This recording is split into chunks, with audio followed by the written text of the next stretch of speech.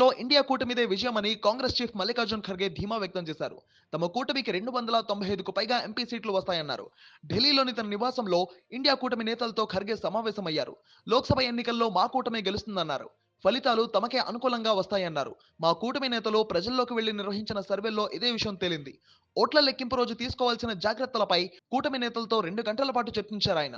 ముఖ్యంగా కౌంటింగ్ రోజు తీసుకోవాల్సిన జాగ్రత్తల గురించి అన్ని పార్టీలు తమ కార్యకర్తలకు సూచనలివ్వాలని నిర్ణయించామన్నారు. ఖర్గే నివాసంలో జరిగిన మీటింగ్కు కాంగ్రెస్ అగ్రనేత Sonia Gandhi, Rahul Gandhi, NCP chief Sharad Pawar, SP chief Akhilesh Yadav, RJD నేత తేజస్వి యాదవ్, ఆప్ కన్వీనర్ ఢిల్లీ సీఎం అరవింద్ కేజ్రీవాల్, ఇతర నేతలు హాజరయ్యారు.